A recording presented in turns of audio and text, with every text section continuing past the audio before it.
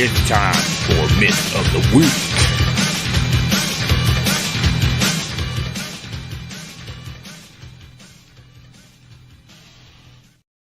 All right, love that intro.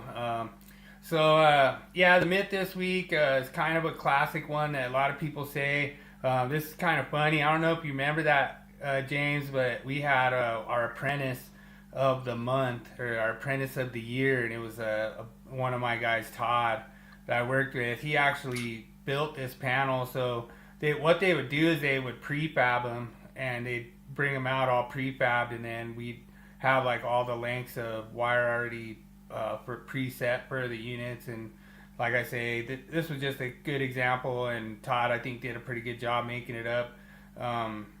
But there's not really any splices in here to speak of, but a lot of times what you'll notice is that some of the arc fault breakers or the GFCI breakers, they won't have long enough tails to go to the neutral bus, so you can just splice them in there as long as you have the correct circular area, the correct cubic area to do that splice in there.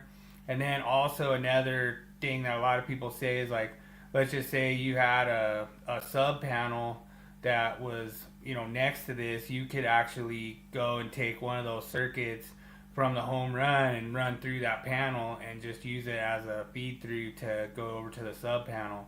Like if you were to run out of breakers and you already had all of your home runs terminated there and you didn't have enough room, and you go set a sub panel, then the code permits you to just run through there, use that as a raceway, and run it over to the other panel. So in essence, you could actually take one of those breakers, just splice it through, and then just run it over to your sub panel and tie into another breaker in the sub panel. But you're just going to have to label that there's other energized conductors that's traveling through there, so that if somebody's going to demo that out, they realize that there's another power source that's passing through that. And like I say, there's all the requirements in there.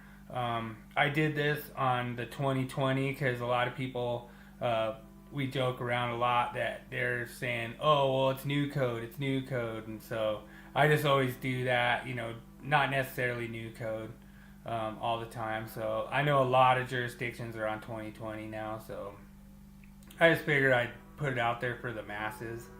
But yeah, when I look at this, I think about, I never really see too many panel boards where they'll have feed-through conductors or splices, okay? And when you go over and you look at 312.8, basically all you want to do is look at A, and it just basically says you can do it. And then you get into looking at your conductors, and it'll tell you that the total of all the conductors that you're installing at any of the cross sections of the wiring space, that you don't exceed 40%. And then whenever you're taking and doing splices, taps, and stuff, you don't exceed 75% of that cross-sectional area of the space. That's all you really need to know at this point. But I thought about this for a little bit, and I was thinking to myself, where have I actually seen that they do this? And, I've been out on a lot of different jobs as they'll have me come in, do expert look at their installation and stuff. And one of the places that I would actually start to see this is where they have an isolated equipment grounding conductor. And I've seen where they may have to go and they'll have an isolated receptacle.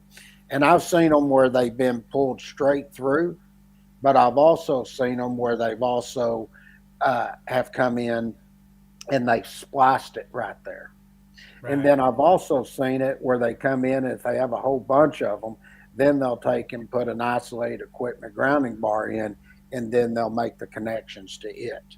But when I've seen where I've really seen them splice through, or they feed through, or where they make a splice or they feed through, I've usually seen that especially in a panel board where it's an isolated equipment grounding conductor. Other than that, I So, really haven't seen it that much in a panel board. so we had one, and I know I'm gonna probably date myself with this one because now if you get like a new sign or something, it's like 0 to 300. So whatever voltage you have there, that's what voltage you have. But we got a new sign that came out. It was like a new monument sign, and it was a 277-volt monument sign. Hmm. Well, the old one was 208 three phase, and the new one was 277 single phase. So obviously we had underground coming up into the low volt panel, and we ended up having to pipe from that low volt panel over to the high volt panel, and then splice it and re-pull it. I think it was even like different wire. I can't remember exactly what happened, but I think it was like the wire went bad or something happened, and we ended up having to pull all the wire out, re-pull it like number 10, change it over 277. And so I think since we re-pulled it, we didn't have to splice. We just pulled straight through to the high volt panel. Hmm. But there's nothing that would prohibit us from splicing either way. Like, and like that was kind of one of those things that I think I remember where we had problems because there was not a neutral at the sign, and we ended up having to do all this crazy stuff, and it was a mission. Like, Well, you would have to identify them conductors with two system voltages like that. true. And usually the that would have to be marked down in some documentation within the facility if they're going to take and have two different type system voltages used. True. And it was passing through, like that goes into like some of the other myths that we busted where people are like, oh, you can't mix voltages. It's like, sure you can as long as you have 600-volt rated conductors. Sure. And what that Well, gets into, that basically, um, when I was going through my apprenticeship, this literally, I even think it used to be in the code at one point, but we used to take and go black, red, and blue and a white for 120, 208, 120, 240, things like that. And then if we were going to have a 277 480, we implied what we called the boy method, which was brown, orange, yellow with a gray. Now, okay. in the code, what they did, and matter of fact, when I teaching for NFPA is one of the things that we went through, and we talked about what conductors were considered reserved conductors, and basically Right. what that means is if you have a white or gray with a colored stripe in it other than green, that was your neutral. Those are reserve colors in the code. The other one was green, which is your equipment ground, or green with one or more yellow stripes is a Okay. reserve color. Okay. That's all that, other than, when you're getting into intrinsically safe and doing blue, your high leg orange, other than those, you basically, we're saying you can use any colors you want to identify what your ungrounded phase conductors are going to be. True. Okay. Now, the next part of that is it really gets down to the neutral more than it does anything. And if you go to 200.6A, it talks about using the white or gray, but where you really want to look is where you get into 200.6D, because that's going to talk about where you have different system voltages within.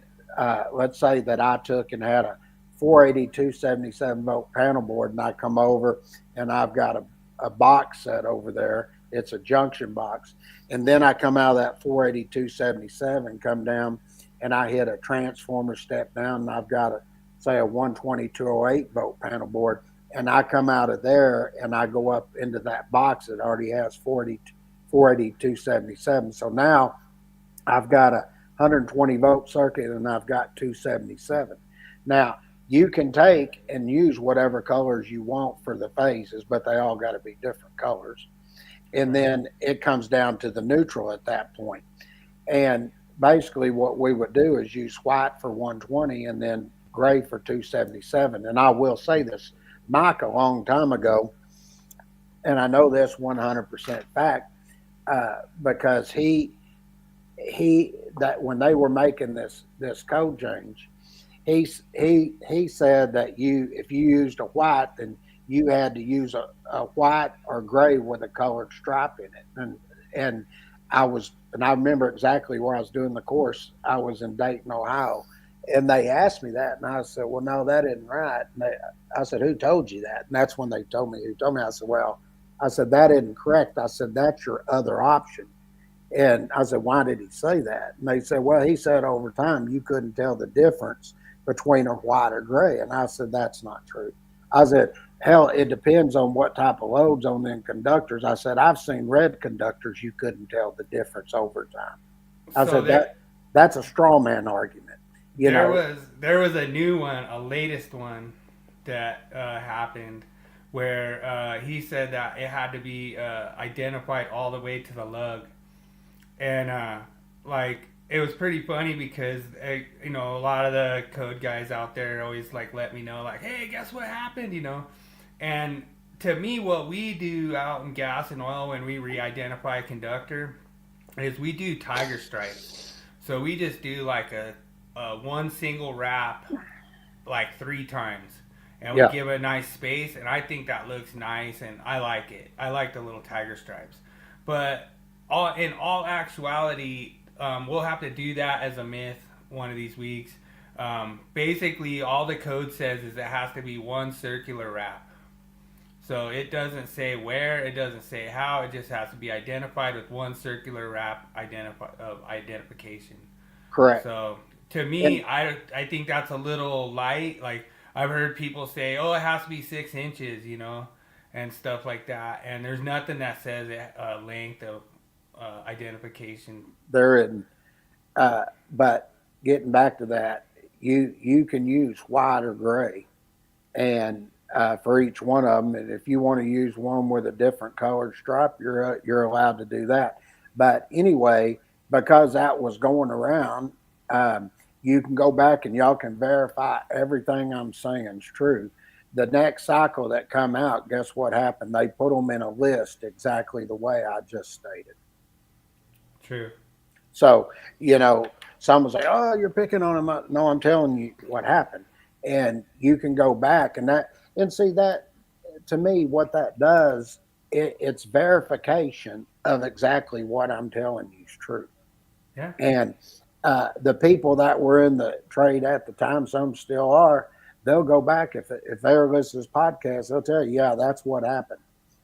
You know, Yeah. so um, that's why I like to bring up uh, that particular portion.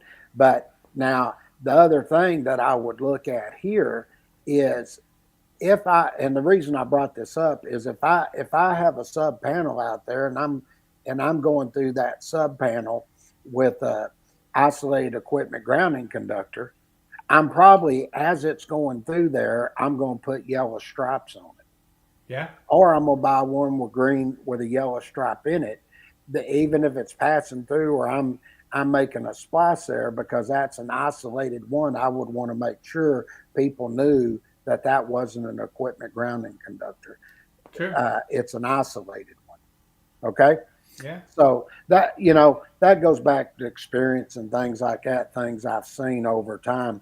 And when you brought this myth of the week up, that's I gave it a lot of thought, and I was like, damn, I really hadn't seen them where they really done that in a panelboard enclosure, except for an isolated equipment grounding conductor. So just Yeah. to give And you some leadway there. that's the whole reason why I do these myths of the weeks is because I think it's really fun to kind of explore a lot of the things that people commonly hear, like inspectors saying, "Oh yeah, you can't splice in a panel." It's like, okay, well then how do you make up, like if you have some of these arc fault breakers and they have like a lot of this that's the thing that's crazy too about a lot of this code language and the technology. It's gotten so out of control better. Like you look at like the arc fault panels now, they don't even have pigtails anymore. They just go on a bus bar, you Yeah, know. And like all this stuff is like so much better. Like a lot of this code, like that people say, like, oh, you can't splice in a panel. Well, yeah, that was based on some of like the old technology, and and yeah, you didn't have to worry about splicing in a panel because you didn't really need to if you made all your conductors long enough. That's But correct. now they have so much stuff. Like we have like some of these Type 2 SPDs and stuff, or Type Hmm. 1 SPDs, and they only give you leads that go just basically long enough to get into the enclosure. Yeah, And so then you got to splice those. There's so many examples, like you have photo cells and stuff that are designed to go directly onto the panel. There's time clocks, just so many different things that you have to. There's no other way to do it than to splice. Like especially like with factory conductors, a lot of times like how are you gonna do that? Your factory conductors aren't long enough to make it to the overcurrent device. There's only one way to do it, and that's splice in there. So yeah, this one is kind of a kind of an easy slam dunk one. That's why I think everyone got 100% this week. So A plus on the Nat King Code followers. But like I say, this myth that you can't splice or use a panel board as a raceway is busted. You 100% can, and I don't see nothing in the code that says you can't, unless you don't comply with any of those conditions in that 1 through 4 of that 312.8. correct.